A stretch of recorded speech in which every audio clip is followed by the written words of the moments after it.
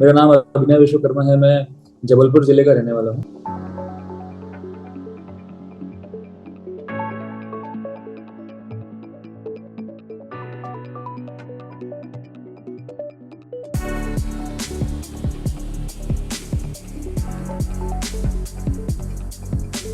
Hello and welcome to Indian Masterminds. My name is Bhakti Kothari and today I'm here with a very special guest. This young IPS officer from a small town in Madhya Pradesh cracked the UPSC Civil Services examination in his first attempt, that too with just a few months of preparation. Belonging from a humble background, the officer bid goodbye to a very well-paying job in order to become a police officer and serve his nation. He brought extreme pride to his parents when he cracked UPSC CIC 2019 and secured an All India rank of 196. Today, he's serving as the Additional Deputy Commissioner of Police, Zone 4 in Indore. So please welcome IPS Officer Mr. Abhinay Vishwakarma, who's with us today to talk about his life, his journey and his UPSC days. Welcome, Mr. Abhinay. Thank you, Bhakti.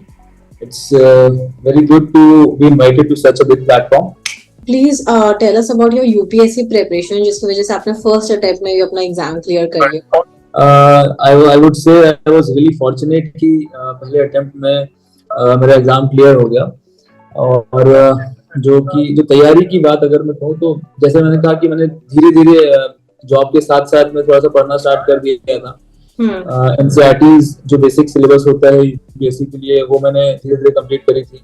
कुछ economics के जो lectures available होते हैं, जैसे Mrinal sir के lecture थे, तो वो मैंने धीरे धीरे पढ़ना स्टार्ट किए थे. न्यूज़पेपर को पढ़ने की हैबिट डाली थी.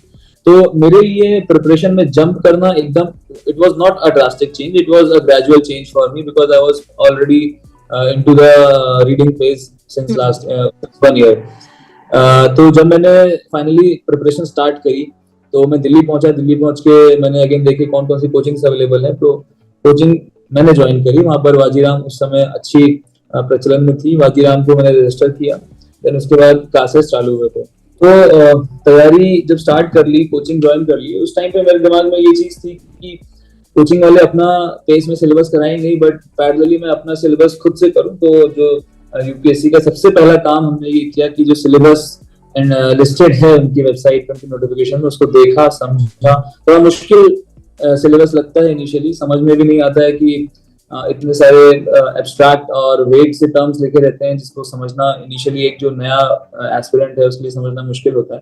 तो धीरे धीरे करके कुछ वीडियोस देखे यूट्यूब पे, जो प्रीवियस ईयर सिलेक्टेड स्टूडेंट्स होते हैं उनके लेक्चर्स होते थे, उनके वीडियोस होते थे, कुछ लोगों के द्वारा आर्टिकल्स लिखे जाते थे. तो बेसिकली ये कह सकते हैं कि एक रिसर्च काइंड ऑफ फेज एक पहले 15 दिन मैंने निकाला जिसमें समझा मैंने कि मुझे एक्चुअली करना क्या है. अभी तक तो सिर्फ क्यूरियोसिटी के लिए पढ़ाई कर रहा था, लेकिन अगर एग्जाम को निकालना है तो how should I move forward, उसके लिए मैंने एक स्ट्रेटजी या फिर एक टाइमलाइन टाइप का डेवलप किया था. तो उसमें मैंने ये डिसाइड किया था कि पहले 3-4 महीने में मैं अपना जो बेसिक सिलेबस है उसको ढंग से एटलीस्ट अपने एंड पे कंप्लीट कर लूं, ताकि मुझे ये लगे कि हाँ जो बेसिक एनसीईआरटीज हैं या बेसिक बुक्स जैसे लक्ष्मीकांत थी या स्पेक्ट्रम थी या फिर एनवायरनमेंट की कुछ बुक्स थी, इस प्रकार से जो बेसिक बुक्स जो फंडामेंटली सारे सिलेक्टेड स्टूडेंट्स रिकमेंड करते हैं, सारे टीचर्स रिकमेंड करते हैं, उनको मैंने कंप्लीट किया. एंड जब ये कंप्लीट हुआ तो उसके बाद जब मैं क्लासेस अटेंड किया करता था तो मेरे लिए कुछ भी चीज नहीं, मतलब न्यू नहीं होती थी क्लासेस में. मैं हर चीज को पहले से मैं फेमिलियर होता था ताकि मुझे कुछ भी अटपटा सा ना लगे. इस कारण से मुझे कोचिंग से इस प्रकार से एडिशनल हेल्प मिली मेरी अंडरस्टैंडिंग के लिए. तो फंडामेंटल सिलेबस को कंप्लीट किया, कोचिंग के क्लासेस कंटिन्यूअसली करता रहा एंड करंट अफेयर्स को कंटिन्यूअसली पढ़ता रहा. मेरी बेसिक स्ट्रेटेजी यही रही कि हम अपना जो बेसिक अपने एरिया का काम जो है वो तो हम कर लें. देन कोचिंग वाले जो पढ़ाते थे उसको भी पूरा ध्यान से पढ़ना, उसको फॉलो अप लेना, घर आके उससे संबंधित रिसर्च अगर पॉसिबल है, समय है तो करना, करंट अफेयर्स के न्यूज़पेपर्स को लगातार पढ़ना, एडिटोरियल्स पे बहुत फोकस रहता है कि एडिटोरियल्स में जो करंट इश्यूज चल रहे हैं उस पे कुछ जो काफी इंटेलेक्चुअल जो हमारा लोग होते हैं वो अपना ओपिनियन देते हैं जिसमें हमको अंडरस्टैंडिंग मिलती है. इस प्रकार से मल्टीपल सोर्सेज से पढ़ाई स्टार्ट करी, धीरे धीरे अंडरस्टैंडिंग बनी सब्जेक्ट्स की एंड बाय अक्टूबर नवंबर तक एक मोटा मोटा एक कॉन्फिडेंस आ गया था कि हाँ यूपीएससी का जो सिलेबस बताया जाता है उसकी थोड़ी बहुत अंडरस्टैंडिंग अब हमको आ गई है एंड हम तैयार हैं पेपर देने के लिए। बिल्कुल सर। एंड आपका ऑप्शनल सब्जेक्ट क्या था उसमें? तो जैसे कि मैंने बताया कि अक्टूबर तक ये जनरल स्टडीज का मैंने कर लिया था, तो उस समय फिर ऑप्शनल के बारे में सोचना चालू किया। तो आप ये मानेंगे नहीं मानेंगे मुझे पता नहीं मुझे, बट मेरा ऑप्शनल वैसे फिलोसफी था और ऑप्शनल सिलेक्ट मैंने कोई भी ऐसा कुछ गहन मनन चिंतन नहीं किया था कि मुझे कौन सा ऑप्शनल लेना है।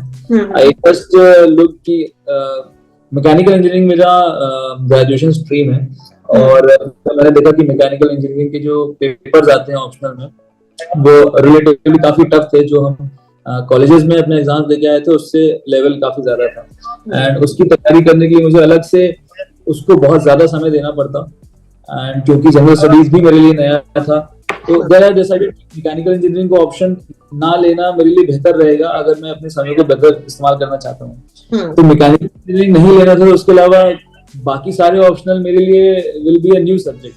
तो मैंने इसलिए बहुत सोचा नहीं, आई जस्ट सर्च की किस चीज की कोचिंग अभी अवेलेबल है और इत्तेफाक से मित्रा सर की कोचिंग फिलोसफी की अवेलेबल थी तो मैंने जस्ट गया, मैंने उसको रजिस्टर कर लिया and I started preparing for the philosophy option. And also, were there any challenges that you had to face while you were preparing for UPSC? जी चैलेंजेस डेफिनेटली आते हैं बिकॉज यूपीएससी का preparation अपने आप में एक बहुत ही डिफिकल्ट एग्जाम माना जाता है और कि आप अपने घर को छोड़ के एक जगह जाके रह रहे होते हो जहाँ पे आपको कोचिंग करना है, कोचिंग के साथ साथ में आप इंडिपेंडेंटली रह रहे हो, आपको अपना खाने पीने का देखना है, पीजीज का, तो काफी सारे स्ट्रगल्स होते हैं। बट आई वुड से कि वो सारे स्ट्रगल्स धीरे धीरे आप उसमें अडेप्ट कर जाते हैं, एक समय लगता है आपको एक्लेमेटाइज होने में, बट देन आप उस चीज को अडॉप्ट कर लेते हैं, एक्सेप्ट कर लेते हैं, यू फाइंड आउट कि आपके लिए क्या कंफर्टेबल है, आपके लिए क्या चीज सूटेबल है, उसके हिसाब से आप अपने आप को मोल्ड करते हैं एंड विद टाइम वो चैलेंजेस धीरे धीरे खत्म हो जाते हैं।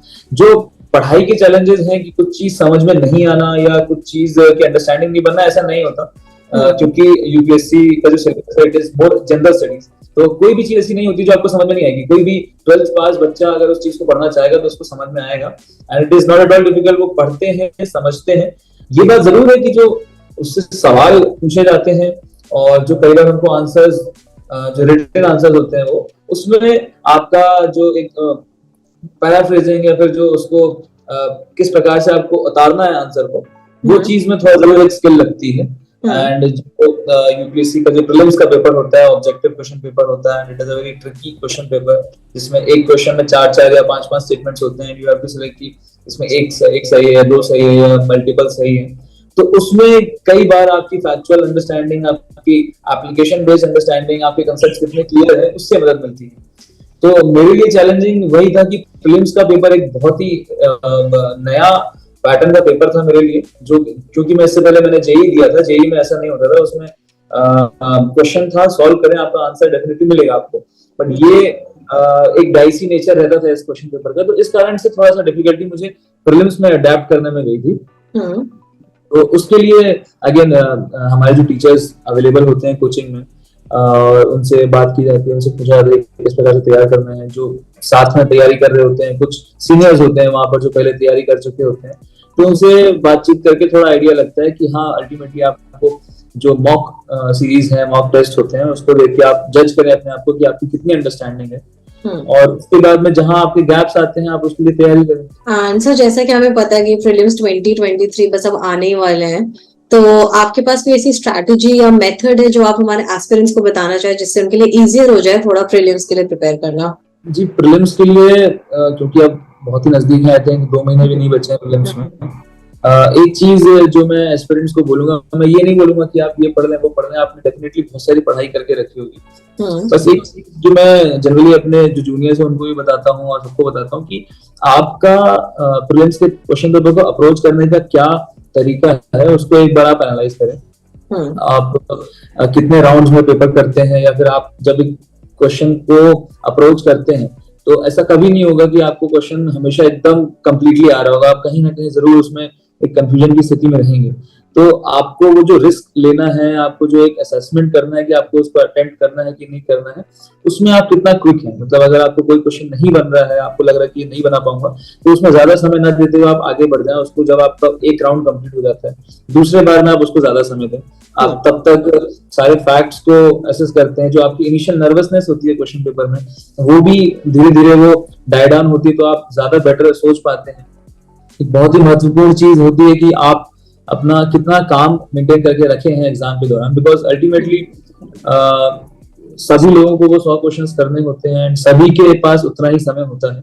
जो धैर्यता से, जो शांतिपूर्वक तरीके से एक क्वेश्चन को अपना समय देता है और सोचता है, तो मेरे ख्याल में जिसने भी सीरियसली पढ़ाई करी होती है वो कहीं ना कहीं क्वेश्चंस के में जो छुपी हुई चीजें हैं या जो ट्रिकी पार्ट है उसको देख लेता है और उसको असेस करता है।